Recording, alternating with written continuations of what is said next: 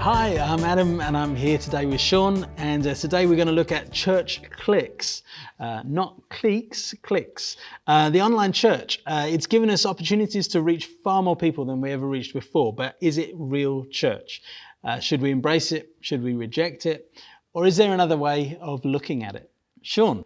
I remember when the iPhone and the iPad were coming out, the first generation ones, and somebody created a joke. Next thing is iChurch, yes. And everybody laughed, haha, and then you saw it. And then COVID happened, we got it. Yeah, and there was literally something called iChurch. So it's an interesting one, you if you follow, I think, prevailing wisdom today, people would say, but the reach of it, the ability, there's no doubt that in some ways it has been helpful. I remember seeing footage of an old age home where people couldn't go anywhere, and one of the churches where I'm from had broadcast. They'd put a TV up on the wall and broadcast. And I thought, well, wonderful. Having said that, we'd have to believe that the weight of it tips towards real unhealthiness. To be able to, part of the role of preaching is to be able to gather people's thoughts in one place. And speak to them about the things of God. I've realized, certainly over the pandemic time, the ability to, for a person to come to a meeting, not being able to set the parameters of that meeting themselves, but they've got to be subject to what is going to be shared with them. That's kind of gone in a way. Yeah. Because you could be far more selective. And we even spoke in terms of preparing to film these sessions and how fast should we talk, and talking about how on YouTube you can watch something at 1.75 speed and get through it a lot quicker. And you can't do that on Sunday at church.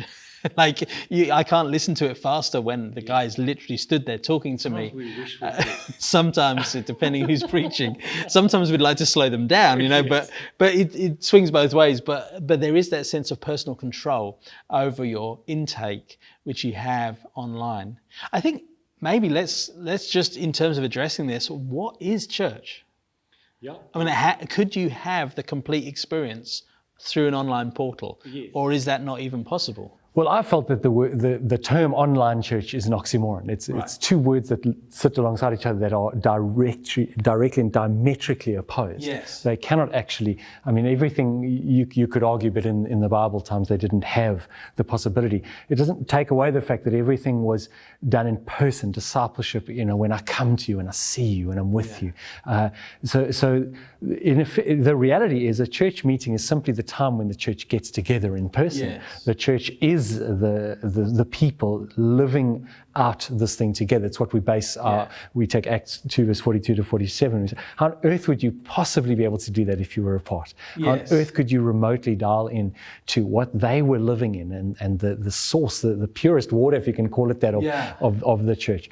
And so certainly over time there's been a moving away and away and away from what the church is and what even the definition of the thing is. And so at just the right time, unfortunately in an ungodly way, at the right time, this idea of online church comes in and it makes sense to people. Yes. I would hope that certainly those of us who are reading the New Testament closely would be immune to that kind of thinking, like, oh, this is crazy. But for many people, if you already are thinking, but the church is just simply a gathering of people who want to listen to someone talking, well, of course it would make sense. Why would I even leave my house if my whole goal is just listen to someone talk? But by extension, then in Paul's day, the correspondence church would have been the equivalent.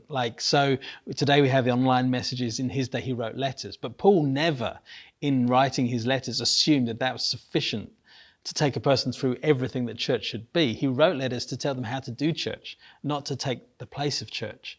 And I think like the correspondence church, the online church, these aren't real church. There's a sense in which there's elements. So even like the old age home example, years ago, not very many years ago, I was going into an old age home quite regularly. Brett, who I work with, had a contact there. He would go and preach. And because I can play piano and I know the old hymns, I would go in and play the hymns for them. Their piano player at the home had arthritis and it wasn't going so well.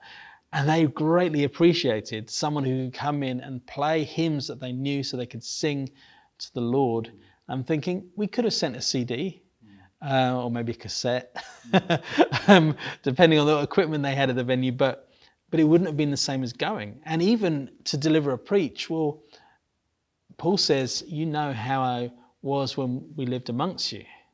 It's not just that he preached a gospel, even a gospel of power, with confirming signs. It wasn't just that. It was that he lived amongst people. And for us, the real lived experience of church is not what happens on Sunday.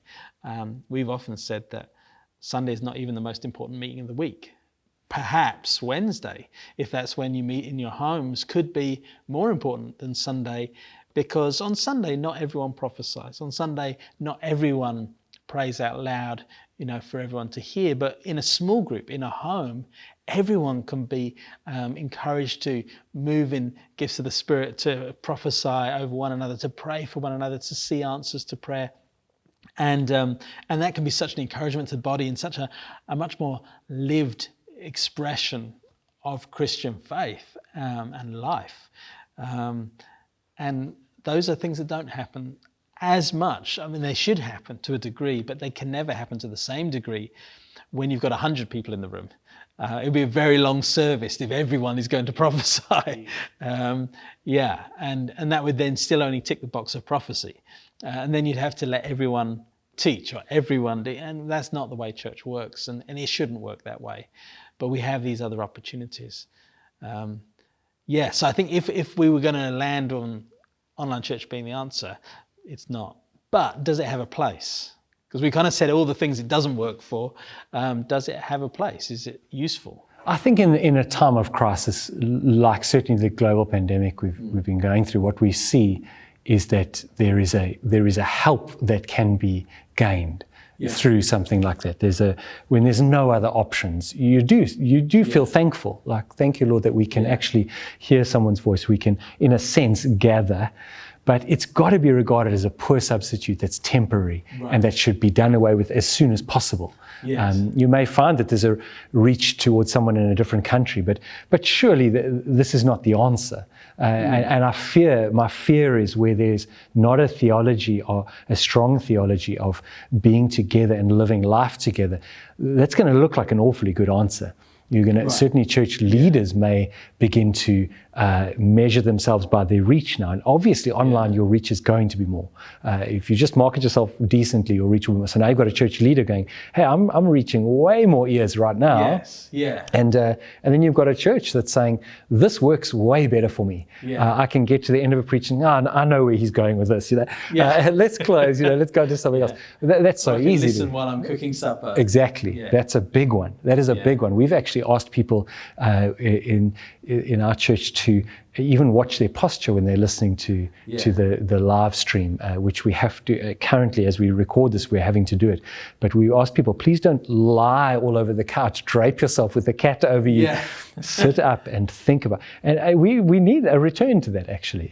We don't need to sort of melt things more into our own comfort. We need to return to a respect for the preaching of the word and listening. So it has to be, for me, regarded as a poor substitute. It has to be regarded as something that is it's when there's no other answers, we've at least got this for now. But ultimately, show me a church that tries to operate online. I've heard there are churches I know who have a leader within them who's called the online pastor. My question to him, with respect, and not necessarily questioning his love for God, but questioning the outworking of that, is, please tell me about these people who are logging in. Just tell me a couple of things about them. Just tell me where they work, some of their life circumstances. Tell me what they're going through. You will not know a thing. And surely this is not the thing we see in the scripture of men who must give an account. This is not that. Even simple things like the laying on of hands, which is given to us, as Paul regards that as one of the foundational truths. He says, I wish we could move on to higher things, but we've still got to talk about laying on of hands. So he thinks that's like base level. How do you do that online? During, for those of you watching in the very distant future, we're recording this during the ancient days pandemic that swept through in 2020. And we had to appoint elders during this season. We had to do the normal things that we do in life. We had to pray for the sick in this season, locked up. How do we do those things? Well, we did the best we could. But the scriptures talk about laying on of hands, and it's an important part of Christian faith. There's not many things we're instructed to do in the Bible. Actually, there's very few things we're instructed to do, but laying on of hands is one of those things.